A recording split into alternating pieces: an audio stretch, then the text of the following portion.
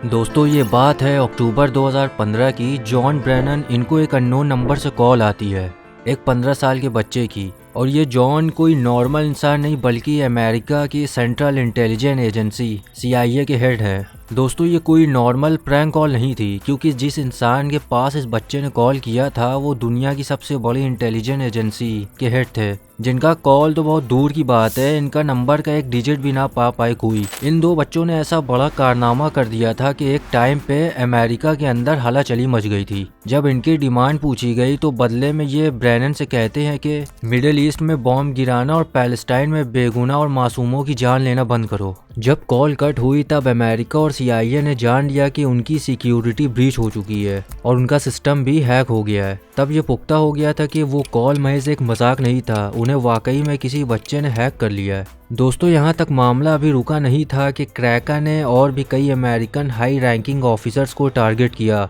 और CIA की system से काफ़ी कॉन्फिडेंशियल और सेंसिटिव इंफॉर्मेशन को इंटरनेट पर लीक कर दिया, जिसमें अफगानिस्तान और ईरान में कई क्लासिफाइड इंटेलिजेंस ऑपरेशन को इंटरनेट पर लीक किया। ये बेहद शर्मिंदगी की बात थी कि दुनिया की सबसे बेहतरीन इंटेलिजेंस एजेंसी को एक बच्चे ने हैक कर लिया है। तब US गवर्नमेंट हरकत में आती है। जब कॉलर को ट्रेस किया गया तब उसकी लोकेशन अमेरिका से बहुत दूर ब्रिटेन में लेस्टरशायर शहर में एक लड़का अपने रूम में बैठकर ये सब कारनामा अंजाम दे रहा है। जब ये खबर दुनिया को पता चली तो सुपर पावर अमेरिका को बेहद शर्मिंदगी उठानी पड़ी। खैर क्रैकर ने अपनी एक हैकिंग कम्युनिटी बना रखी थी जिसका नाम था क्रैकर्स विद एटीट्यूड। सोचने वाली बात यह थी कि आखिर इस बच्चे ने ऐसा क्यों किया। तो इसकी कहानी काफ़ी पहले 2008 से शुरू होती है। अमेरिका के वर्जीनिया स्टेट में जो दूसरा लड़का था डिफ़ॉल्ट, इसको गेमिंग का बेहद शौक था, खासकर काउंटर स्ट्राइक का। तो उसने गेम को जीतने के लिए गेम की प्रोग्रामिंग में घुस के उसको चेंज करना शुरू कर दिया, जिसको हम चीट्स कहते हैं। तो वो प्रोग्रामिंग अपने हिसाब से बदल कर गेम को अपने हिसाब से खेलता और जीत जाता। और ये लड़का डिफ़ॉल्ट, उसको ये सब करना पसंद था और वो एक एनोनिमस उस टाइम की एक हैकिंग ग्रुप से बहुत ज़्यादा इंस्पायर हुआ, क्योंकि उस टाइम एनोनिमस काफ़ी चर्चे में आ गया था, क्योंकि ये ग्रुप बस अटेंशन पाने के लिए अलग अलग गवर्नमेंट साइट्स को हैक करते थे। तो डिफ़ॉल्ट भी इनसे बहुत ज़्यादा इंस्पायर था और वो भी कहीं ना कहीं उन जैसा बनना चाहता था, मगर वो ये सब अकेले नहीं कर सकता था। तो during this time default found another hack group named AnonSec. ये ग्रुप एननसेक भी एनोनिमस के जैसे ही थे, मगर इस ग्रुप में hackers mostly use to hack accounts और websites only for social and political motives. जब डिफ़ॉल्ट ग्रुप में आता है तब उसके सामने एक नई दुनिया ही जैसे आ जाती है हैकिंग की।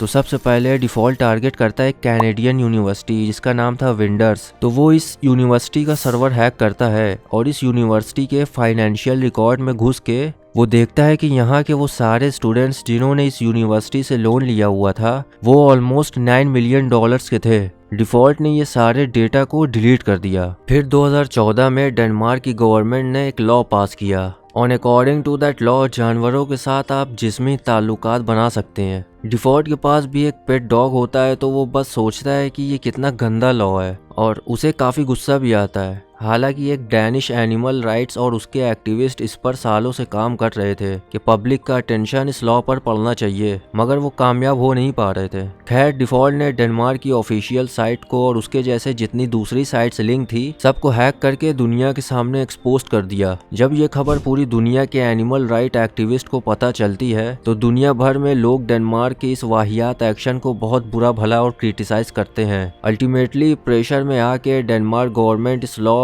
बेस्टियलिटी को वापस ले लेती है। ये इसके लिए एक बड़ी कामयाबी थी, मगर उसका सारा क्रेडिट लोग एनोनिमस ग्रुप को देते हैं, क्योंकि उस टाइम इस तरह का काम एनोनिमस के लोग ही करते थे, जिससे डिफ़ॉल्ट को काफ़ी बुरा लगता है। Like other hackers, default also did not disclose his identity, क्योंकि उसे अच्छे से ये पता था कि ये सब करके वो खुद के लिए काफ़ी पावरफुल एनिमीज बना रहा है। He never logs into his own wifi. वो इंटरनेट यूज़ करने के लिए satellite dish dairy queen wifi use करता था और उसकी डिश भी 800 मीटर दूर लगी हुई थी और वो हमेशा टॉर ब्राउज़र से कनेक्ट होता था। यहाँ तक कि जब वो अपना कंप्यूटर बूट करता था तो उसको बूट होने में भी ऑलमोस्ट 30 मिनट्स लगते थे। खैर, उसको अभी भी कुछ और बड़ा करना था। इससे पहले 2013 से पहले तक क्रैकर और डिफॉल्ट एक दूसरे को नहीं जानते थे, मगर मई 2013 में एक 29 year old US intelligence contractor Edward Joseph Snowden, ये शख्स के वजह से क्रैकर और डिफॉल्ट की दोस्ती होती है। जोसेफ एक अमेरिकन गवर्नमेंट के प्रोजेक्ट पर काम करते हुए उन्हें यह पता चलता है कि CIA दुनिया के हर एक शख्स जिसने एक बार भी इंटरनेट यूज किया है उसका डेटा और प्राइवेट इंफॉर्मेशन रखता है अपने पास, and then uses it for its own purpose without any awareness of the users. Joseph Edward ने कहीं ना कहीं इस टेक्नोलॉजी को पॉसिबल होने में हेल्प करी थी, तो he is haunted by this information that his government violating his public civil rights. So Edward wanted to expose this secret of CIA,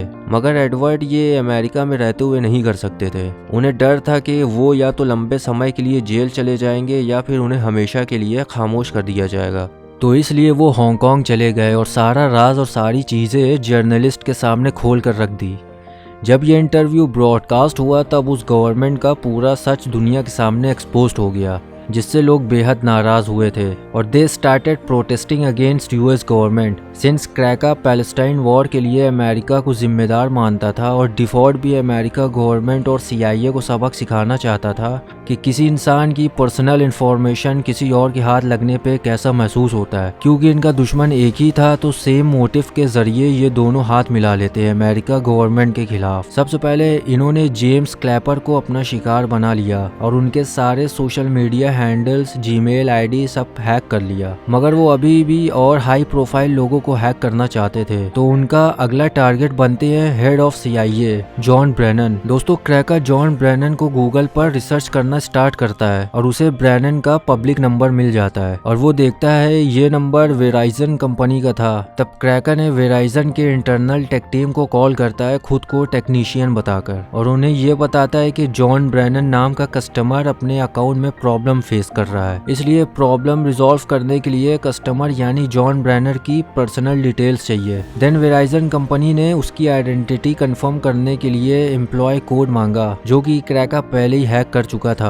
verification के बाद जॉन ब्रेनन की personal detail like account number, address, phone number, bank card के last 4 digits, ये सारी important information cracker के पास आ गई थी। इन सब सारी डिटेल्स मिलने के बाद cracker now started hacking Brennan personal email ID। Brennan एक AOL ईमेल यूज करते थे, तो क्रैकर AOL सपोर्ट टीम को जॉन ब्रेनन बन के कॉल करता है और उनसे ये कहता है कि वो ईमेल का पासवर्ड भूल गए हैं। तब AOL टीम ने वेरिफिकेशन के लिए बैंक कार्ड के लास्ट 4 डिजिट्स मांगे। अब जब क्रैकर ने ये सारी डिटेल्स पहले ही हैक कर चुका था तो वो 4 डिजिट्स उन्हें बता देता है। जब क्रैकर ने ब्रेनन के ईमेल खोला तो उसमें CIA, FBI और काफी सेंसिटिव अमेरिकन गवर्नमेंट के कॉन्फिडेंशियल डॉक्यूमेंट्स और ईमेल के अंदर सभी सीनियर ऑफिसर्स के पर्सनल डेटा, उनके सिक्योरिटी नंबर और सारे गवर्नमेंट से मिलने वाले इंस्ट्रक्शन मौजूद थे। दोस्तों, क्रैकर ने ये सारा बेहद अहम डेटा विकीलीक पर एक एक करके अपलोड करना शुरू कर दिया। जब तक ब्रेनर ने अपना अकाउंट बंद करवाया तब तक काफी देर हो चुकी थी, सारा डेटा पब्लिक हो चुका था। पूरे दुनिया भर में अब अमेरिका की बदनामी हो रही थी, जिससे अमेरिका बेहद प्रेशर में था और इन 2 हैकर्स को जल्द से जल्द पकड़ना चाहता था, मगर उन्हें उनका या उनकी लोकेशन का कोई क्लू नहीं मिल रहा था। मजीद इन्होंने डिपार्टमेंट ऑफ जस्टिस की वेबसाइट को भी हैक कर लिया, जिसमें 9000 लोगों की डिटेल्स और 2000 FBI एजेंट्स की पर्सनल इंफॉर्मेशन पब्लिक कर दिया। अब इतना बड़ा कारनामा करने के बाद क्रैकर ब्रिटेन में सुकून से रह रहा था, यह सोच करके कि उसे कभी पकड़ा नहीं जा सकता, मगर अमेरिका में बैठा डिफॉल्ट ये सोच रहा था कि इन्होंने जो किया है इसके बाद CIA और FBI उनका पीछा जरूर करेगी। और होता भी यही है कि डिफॉल्ट से एक गलती हो जाती है। नशे में वो Xbox लाइव में अपने एक दोस्त को बता देता है कि ये सारी हैकिंग मैंने और क्रैकर नामी लड़के ने साथ मिलकर अंजाम दिया है। बस यही से उनको पकड़ने की शुरुआत हो जाती है। कुछ दिनों के बाद FBI डिफॉल्ट के रूम में रेड करके उसे अरेस्ट कर लेती है और ड्यूरिंग इंटेरोगेशन वो सब बता देता है और क्रैका को भी ब्रिटिश पुलिस के मदद से अरेस्ट कर लिया गया और इन दोनों के कंप्यूटर और इनकी हार्ड डिस्क को सीज कर लिया।